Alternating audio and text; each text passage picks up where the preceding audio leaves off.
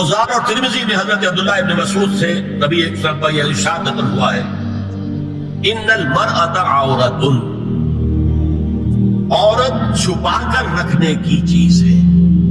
ان المرأۃ عورۃ فاذا خرجت، جب وہ گھر سے نکلتی ہے، استشرفت شیطان، اب شیطان جو ہے اس کو تاک میں رکھتا ہے۔ واقعب ما تکون بروحۃ ربها وهي في قعر بیتها، وہ اپنے رب کی رحمت سے قریب ترین ہوتی ہے جبکہ اپنے گھر کے بھی کسی اندرونی حصے۔ اسی لیے فرمایا مردوں کے لیے مسجد میں نماز افضل 28 گنا، اور عورت کے لیے گھر کی نماز مسجد سے افضل، گھر کے صحن کی مسجد سے افضل، دالان کی صحن سے افضل، کمرے میں اس سے افضل، اور کمرے کی کوئی بغلی کوٹڑی ہے تو اس میں سب سے افضل۔ یہ احادیث نبی پاک۔ عبداللہ ابن احمد ابن حنبل نے زوائد الزہد میں اور ابن ابی شیبہ نے ابن سعد نے اپنی کتابوں میں مسروق کی روایت نقل کی ہے کہ حضرت عائشہ جب تلاوت قرآن کرتے ہوئے اس آیت پر پہنچتی تھی وَقَرْنَ فِي بُيُوتِكُنَّ، تو بے اختیار رو پڑتی تھی، قرآن کے اپنے گھروں میں رہو۔ حضرت عائشہ نے شہادت عثمان کے بعد باہر نکل کر لشکر کی قیادت کی، پھر ساری عمر افسوس تھا کہ میں نے غلط کیا۔ حافظ ابو بکر بزار حضرت انس سے روایت کرتے ہیں کہ عورتوں نے حضور سے عرض کیا کہ ساری فضیلت پر لوٹ کے لے گئے، وہ جہاد کرتے ہیں، خدا کی راہ میں بڑے بڑے کام کرتے ہیں، ہم کیا عمل کریں کہ ہمیں بھی مجاہدین کے برابر اجر مل سکے؟ جواب میں آپ نے فرمایا من قعدت منکن فی بیتہا فإنہا تدرک عمل المجاہدین، تم میں سے جو شخص اپنے گھر میں بیٹھی رہے گی وہ مجاہدین کا اجر حاصل کرے۔ یہ ایک ہوا کا رخ ہے، بتایا جا رہا ہے، یہ نظام ہے جس کو اس شکل میں دیا جا رہا ہے۔ اب آئیے سورہ نور کی طرف۔ یا ایھا الذین آمنوا لا تدخلوا بیوتا غیر بیوتکم حتی تستأنسوا وتسلموا علی اہلہا ذلکم خیر لکم لعلکم تذکرون۔ اہل ایمان مت ہرگز مت داخل ہو اپنے گھروں کے علاوہ کسی اور گھر میں جب تک کہ تم ان کے ساتھ مانوس نہ ہو جاؤ، اذن نہ لے لو، ان پر سلام نہ کرو، یہی تمہارے لیے خیر بہتر ہے۔ اس کے بعد تفصیل آئی ہے، اس میں میں اس وقت نہیں جا رہا۔ اور جو لوگ اس پر عمل نہیں کرتے ان کے بارے میں قرآن مجید کیا کچھ حضور کیا کچھ فرما رہا ہے یہ آپ سن لیجیے، بہت سخت احکام۔ عن ابی ہریرہ رضی اللہ عنہ ان رسول اللہ صلی اللہ علیہ وسلم قال لو ان امرأ اطلع عليك بغير اذن فخذفته بحصاة ففقعت عينه ما كان عليك من جناح، متفق علیہ، بخاری اور مسلم دونوں کی۔ اگر کوئی شخص تمہارے گھر میں بغیر اجازت کے داخل ہو جائے اور تم اس کی سزا کے طور پر اس پر کنکریاں پھینکو اور اس کی آنکھ پھوٹ جائے کنکری سے تو تم پر کوئی گناہ نہیں۔ بغیر اجازت کے گھر میں آ گیا ہے، بغیر اذن کے، بغیر استئذان کے کنکریاں مارو اور کنکری سے آنکھ پھوٹ جائے، فما كان عليك من جناح، کوئی حرج نہیں۔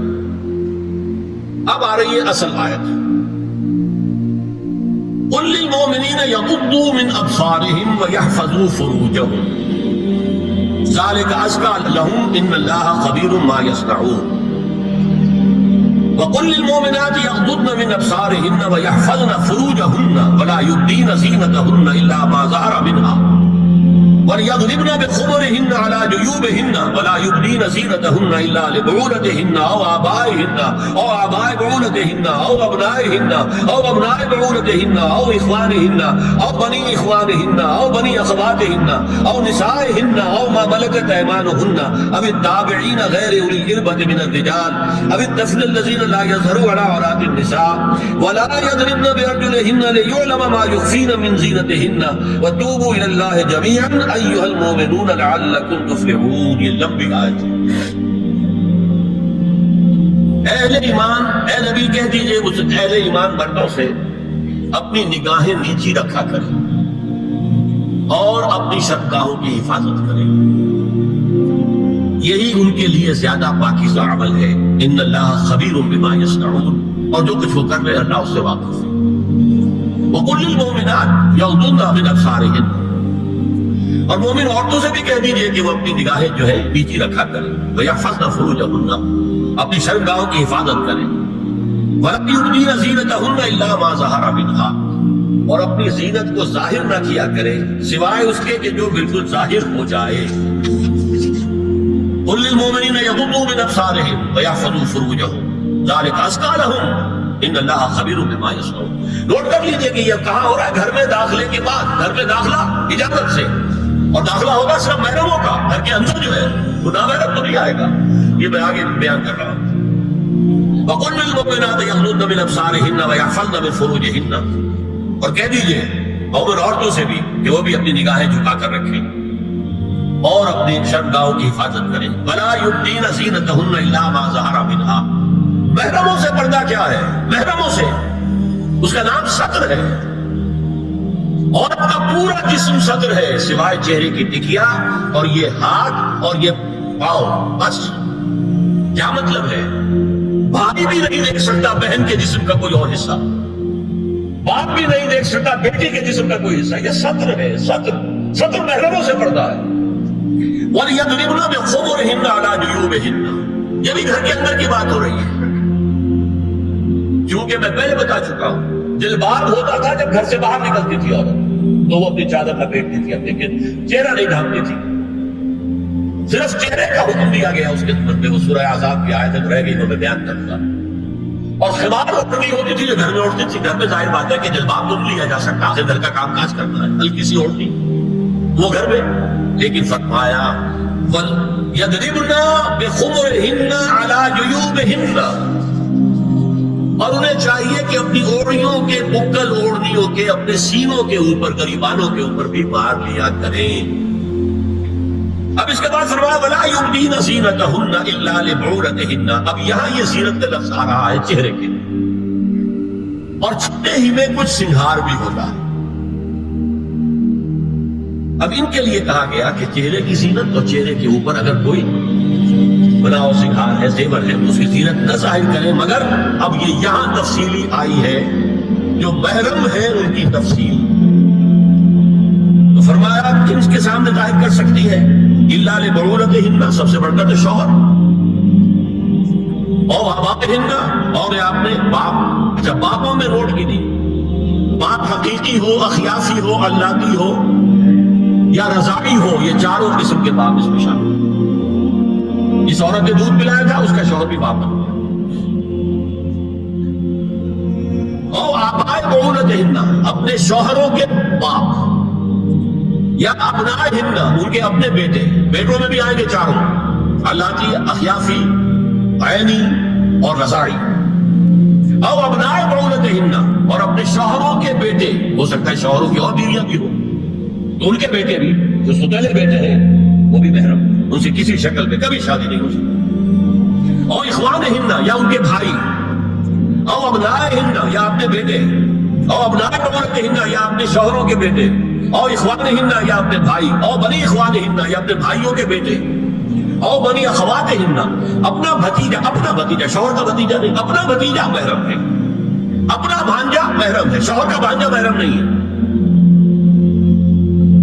اور نسائہن، یا ان کی عورتیں، اپنی عورتیں، جان پہچان کی عورتیں. اور ما ملکت ایمانہن، یا جو ان کے داہنے ہاتھوں کی ملکیت، باندیاں، غلام. اس میں عرض کر چکا ہوں کہ اس میں کافی اختلافات ہیں. یہ بھی ہے کہ اس سے مراد صرف باندیاں ہیں، غلام مرد ہے. یہ بھی ہے کہ مرد بھی ہے، اور یہ بھی ہے کہ مرد جب تک کہ وہ باندی ہو. لیکن میں اس بحث میں یہاں نہیں جانا چاہتا، یہ پھر فقہ کی بحث ہو جائے. اب التابعین غیر اولی الارباح، کچھ ایسے لوگ بھی ہوتے ہیں، کوئی کسی کے گھر میں تو اندھا آدمی رہ رہا ہے، یا کوئی اور کسی وجہ سے کوئی مریض ہے، اسے آپ نے بنا کے رکھی ہے، انہیں عورتوں سے کوئی سروکار نہیں. اب الطفل الذین لم یظہروا علی عورات النساء، یا وہ بچے کہ جن پر ابھی عورتوں کے پوشیدہ حالات واضح نہیں ہے، پتہ ہی نہیں ہے، ابھی انہیں جنس کا کوئی احساس ہی نہیں. یہ ہے فہرست جو دی گئی ہے کہ جن کے سامنے عورت کھلے چہرے کے ساتھ اور اپنی جو اضافی زینت بھی ہو، کوئی زیور وغیرہ یا کوئی بھی سرما وغیرہ ڈالا ہوا ہے یا کوئی سرخی کو لگائی ہے معمولی سی، تو اس کے ساتھ آ سکتی ہے. اور یہ وہ رشتے ہیں کہ جن سے کسی حالت میں بھی نکاح نہیں. آگے سنیے وَلَا يَضْرِبْنَ بِأَرْجُلِهِنَّ لِيُعْلَمَ مَا يُخْفِينَ مِنْ زِينَتِهِنَّ، اور چلتے ہوئے اپنے پاؤں زور سے نہ مارے کہ ان کی زینت ظاہر ہو جائے۔ اگر کوئی پازیب پہنی ہوئی ہے، کوئی جنوں کر رہا ہے، تو اب اگر پاؤں مار کر چلے گی تو خواہ ذہن جائے گا بیٹھے ہوئے کا کہ کوئی خاتون جا رہی ہے۔ یہاں تک اس کے علاوہ یہ بھی ہے، تعطر کے بارے میں فرمایا ہے کہ اگر عطر لگا کر کوئی عورت گھر سے نکلی ہے، اذا استعارت المرأة فمرت على القوم ليجدوا ريحها فهي كذا وكذا قال قولا شديدا۔ اس ابو داؤد کی روایت حضور نے فرمایا جب کوئی عورت عطر لگا کر خوشبو لگا کر نکلتی ہے کہ لوگ اس کی خوشبو سوگے یا اس کو اوپر مطلع ہو جائے تو ایسی ہے بہت سخت الفاظ حضور نے استعمال کیے کہ جس کو راوی نے نقل نہیں کیا۔ عورت کے لیے خوشبو، عورت کی آواز کا پردہ ہے۔ اب دیکھیے کس حد تک نماز میں اس وقت عورتیں بھی شریک ہوتی تھی، اگرچہ حضور نے فرمایا مردوں کی صف بہترین سب سے آگے والی ہے اور سب سے بری صف سب سے پیچھے ہے، کیونکہ اس کے پیچھے پھر عورتوں کی صف ہوتی تھی، اور عورتوں کے لیے سب سے اچھی صف سب سے پچھلی والی ہے اور سب سے بری سب سے آگے والی ہے۔ سب سے آگے والوں کے سامنے پھر مرد ہوتے تھے، ان کی پشت ہوتی تھی۔ تو اسی طریقے سے اگر غلطی کی ہے تو مرد جو ہے کہے گا سبحان اللہ، امام سے غلطی ہو گئی ہے، مرد کیا کہے گا سبحان اللہ۔ عورت کیا کرے گی؟ اپنے ایک ہاتھ کے پشت پر اپنا ہاتھ مارے گی، اپنی زبان نہیں نکالنی۔ آواز کا پردہ،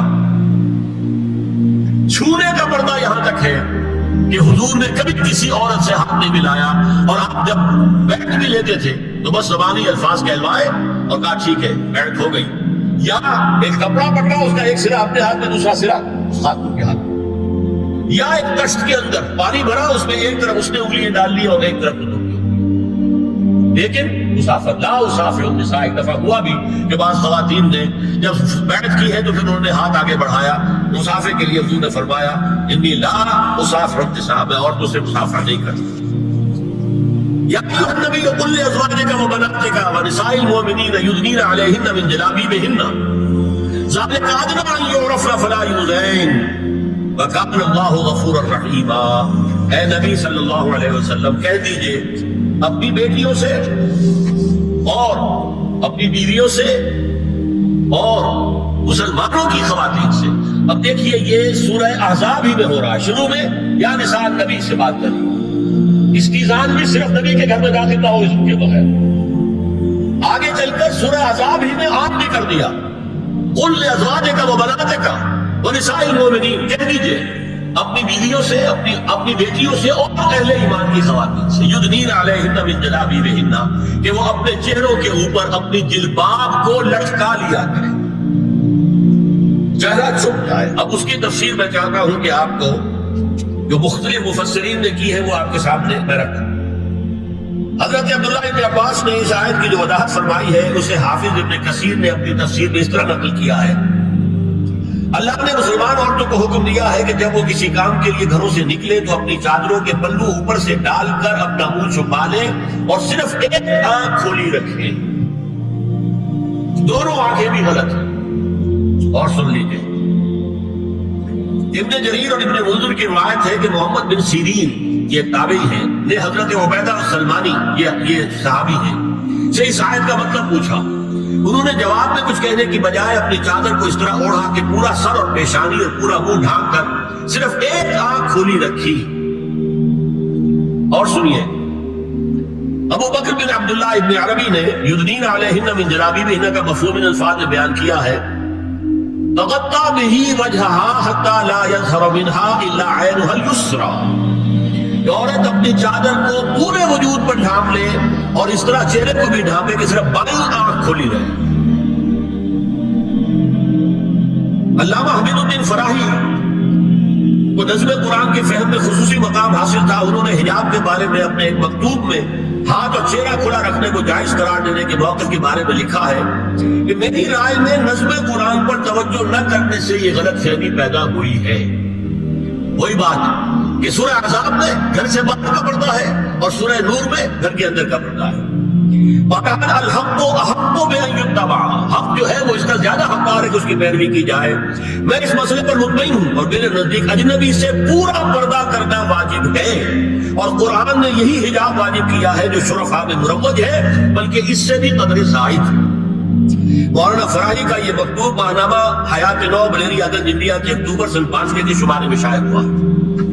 یہ ہے علماء کی رائے۔ حضرت ام سلمہ اور حضرت میمونہ نبی صلی اللہ علیہ وسلم کے پاس بیٹھی تھی، اتنے میں حضرت ابن ام مکتوم آ گئے۔ نبی صلی اللہ علیہ وسلم نے ان دونوں سے فرمایا احتجبا منہ، ان سے پردہ کرو۔ ازواج نے عرض کیا یا رسول اللہ لیسا اعمی لا یبصرنا ولا یعرفنا، حضور کیا یہ اندھے نہیں ہے؟ یہ نہ ہمیں دیکھ رہے ہیں نہ ہمیں پہچانتے ہیں۔ فرمایا افعمغایان انتما، کیا تم دونوں بھی اندھی ہو؟ اللہ تبصران نہیں، کیا تم نہیں دیکھ رہی ان کو؟ حضرت ام سلمہ تصریح کرتی ہیں ذالک بعد ان امر بالحجاب، یہ جب حجاب کا حکم آ گیا تھا تب حضور نے پھر یہ حکم دیا۔ اس کی وجہ کیا تھی؟ حضرت عبداللہ ابن مکتوم کا گھر میں آنا جانا تھا، مگر اندھے ہیں، لیکن یہ کہ یہ بار بار کا آنا جانا اس سے فتنے کا ایک دروازہ کھل سکتا، اس دروازے کو بند کر دیا گیا۔ حضرت عائشہ کے پاس ایک نابینا آیا تو انہوں نے اس سے پردہ کیا، کہا گیا کہ آپ اس سے پردہ کیوں کرتی ہیں، یہ تو آپ کو نہیں دیکھ سکتا۔ جواب میں حضرت ام المومنین نے فرمایا لاکنی انظر الیہ، میں تو اسے دیکھ رہی ہوں نا، اور مرد کو دیکھے۔ البتہ یہ کہ عام حالات میں آپ بازار میں چل رہے ہیں، عورت جا رہی ہے، کوئی وقت باہر نکلنا پڑا ہے، تو اس حالت میں اگر وہ مرد کو دیکھتی ہے تو اس میں در حقیقت وہ فتنہ نہیں ہے کہ جو گھر میں آنے جانے والے ہیں۔ اب ایک آخری مسئلہ ہے، 2 حدیثیں ایسی ہیں جو میری گفتگو کے خلاف جاتی ہیں، اور میں دیانت کا تقاضا سمجھتا ہوں کہ وہ بھی آپ کے سامنے بیان کروں۔ حضور کے بارے میں یہ معلوم ہے کہ 2 خواتین جو ویسے نامحرم تھیں وہ ان کے سامنے آتی نہیں اور آپ ان سے ملتے نہیں۔ ایک آپ کی سالی حضرت اسماء حضرت عائشہ کی بہن رضی اللہ تعالی عنہ، اور ایک آپ کی چچا زاد بہن حضرت علی کی بڑی ہمشیرہ حضرت ام ہانی۔ یہ میں حدیث آپ کو سنا رہا ہوں۔ بکثرت احادیث سے ثابت ہے کہ حضرت اسماء بنت ابی بکر آپ کے سامنے ہوتی تھی، اور آخر وقت تک آپ کے اور ان کے درمیان چہرے اور ہاتھوں کی حد تک کوئی پردہ نہ تھا۔ حجۃ الوداع نبی صلی اللہ علیہ وسلم کی وفات سے صرف چند مہینے پہلے کا واقعہ ہے، اور اس وقت تک بھی یہی حالت قائم رہی۔ یہ ابو داؤد کتاب الحج۔ دوسری روایت حضرت ام ہانی رضی اللہ تعالی عنہا جو ابو طالب کی صاحبزادی اور نبی صلی اللہ علیہ وسلم کی چچا بہن تھی، آخری وقت تک حضور کے سامنے ہوتی رہی، اور کم از کم منہ اور چہرے کا پردہ انہوں نے آپ سے کبھی نہیں کیا۔ فتح مکہ کے موقع کا ایک واقعہ وہ خود بیان کرتی ہے جس سے اس کا ثبوت ملتا ہے۔ یہ ابو داؤد کی روایت ہے۔ یہ روایتیں ہیں، میں انہیں تسلیم کرتا ہوں، اور میں نے اب تک جو کچھ بیان کیا ہے اس سے یہ ایک بالکل برعکس بات سامنے آ رہی ہے۔ اب یہ ہے کہ یا تو ہم ان 2 حدیثوں کو اصل مان کر باقی ساری حدیثیں جو ہے ان کو ختم کریں۔ میں تو آپ کو سنا نہیں سکا، میرے پاس تو بہت زیادہ حدیثوں کا مواد تھا۔ چہرے کے پردے کے لیے حدیثیں، استیزان کے لیے کتنی حدیثیں ہیں، چہرے کے پردے کے بارے میں بہت زیادہ حدیثیں ہیں۔ حضرت ام خلاد ایک خاتون تھی، ان کا بیٹا ایک غزوے میں شہید ہو گیا، وہ اس کے بارے میں کچھ پوچھنے کے لیے حضور کے پاس آئی، صحابہ بیٹھے ہوئے تھے، انہوں نے نقاب ڈالا ہوا تھا، منتقبۃ، نقاب کا لفظ بھی حدیث میں موجود ہے۔ یہ لوگ کہتے ہیں نقاب تو جو ہے یہ بعد کی پیداوار ہے، یہ لفظ کوئی ہے نہیں۔ حجاب کا لفظ قرآن میں ہے، جلباب کا لفظ قرآن میں ہے، خمار کا ذکر قرآن میں ہے، اور یہ منتقبۃ، نقاب ڈالی۔ لوگوں نے کہا عجیب عورت ہے یہ، اس کا بچہ شہید ہو گیا ہے، مطلب یہ کہ سخت صدمے کی کیفیت، اور یہ اس وقت بھی اس نے نقاب ڈالی ہوئی ہے۔ تو انہوں نے جواب دیا ان ارزو ابنی لا ارزو حیائی، میں نے بیٹا کھویا ہے، اپنی حق نہیں کھوئی ہے۔